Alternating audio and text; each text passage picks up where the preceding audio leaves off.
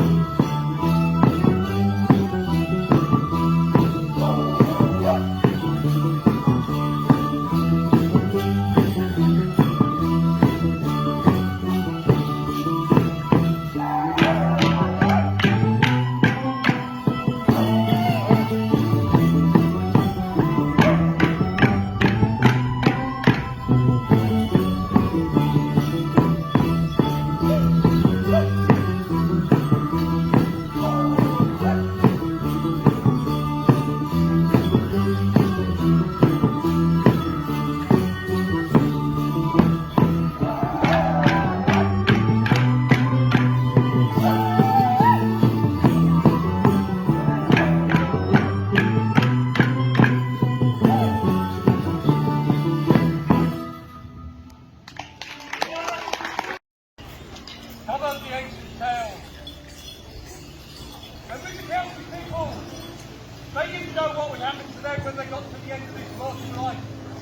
They didn't know, perhaps, that they would go to a place of rest where they would recruit their strength and their soul, and then they would return, maybe as another person, but maybe just as an animal or as a tree, just more life comes back. The place where they rested was known to them as a place of mead and honey and loving, quiet tranquility, much like Michelham. And that place was known to them as the Summerland. Our dance now would show the very stones that they built to mark that very place.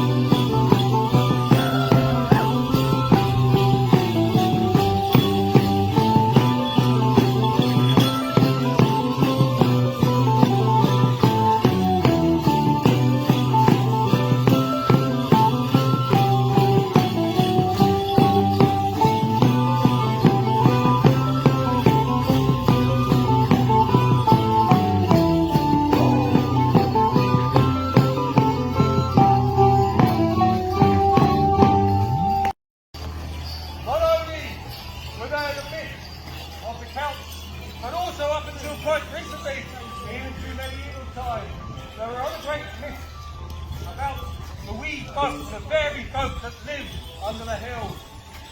Now the fairy folk were ancient and wise, but they had trouble sometimes in terms of reproduction. So what they would do is they would sometimes steal babies from the cult. They would take them from an unsuspecting villager, and so that they would not notice, they would leave one of their old people in the cot. A wizened old little man, probably. They would feed it, but it would not do well, and then one night it would disappear. Now they had a name for those beings that turned up. They were known as changelings. Now, we may think these myths are very old and ancient, but even in Victorian times, a man not far from here was convicted of murdering his wife, who he claimed to be a changeling. This is our dance to those strange creatures.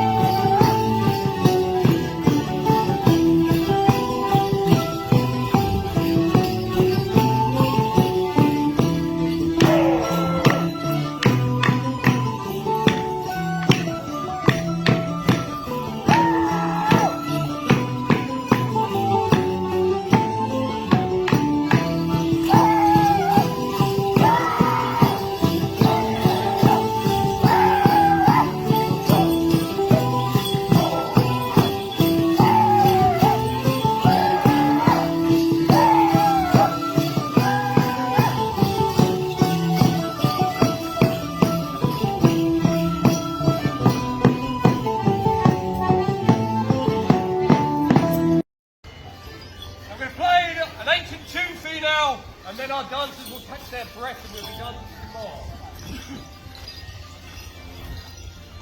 This is a tune named after one of the kings that we had here, well known in about this medieval time. We'll leave you to guess which one, because this is called Henry.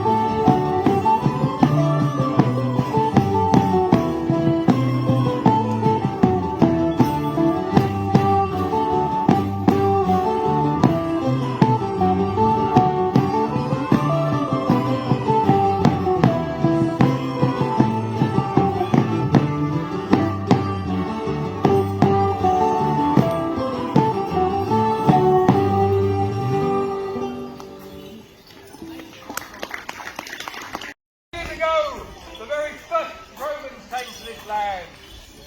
They came down here on the south coast. Obviously, the nearest place they could get to, they came in their boats.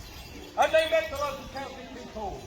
The Celtic people were not that keen on having invaders. And quite rightly, the Romans wanted them all to become Romans. And they did not like that, so they fought against the Romans. And they did quite well initially, but more reinforcements came. And eventually, the Romans got a stronghold in Sussex, and they pushed the Celts further and further west.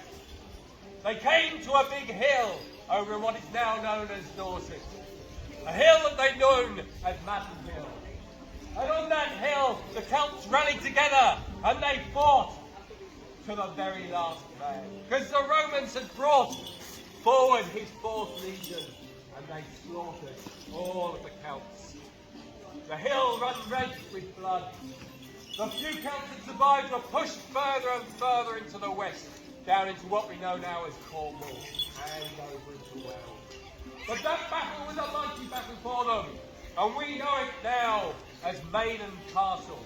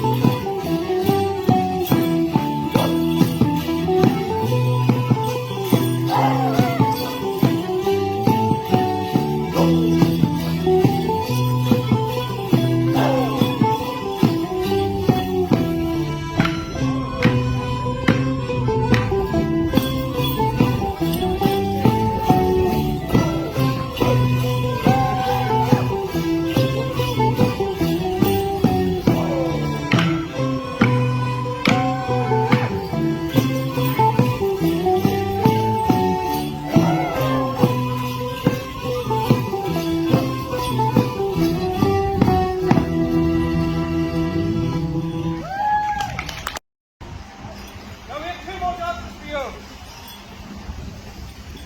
One of these days, very much from medieval times, medieval times, when kings would have disputes and they would send forth their knights and their yeomen out onto the battlefield. To distinguish between them, they would dress them in a house colour. Maybe a house colour of red for one of the kings, or a house royal blue for another of the kings. And out on the field, the knights and the yeomen would be slaughtered. The kings would sit on the hilltop, quite safely directing who was fighting who. But knights are like soldiers. They are not stupid. Sometimes they might notice that the battle is not going in their favour. In which case, what they would do is they would remove their house colours. And they would turn them inside out to reveal the opposite king's colour. Then, fighting for the winning side, they turn against their own countrymen to be the spoils of war. This is dedicated to them, and that treacherous move is still used in modern parlance. We have the term, the turncoat. This is their dance.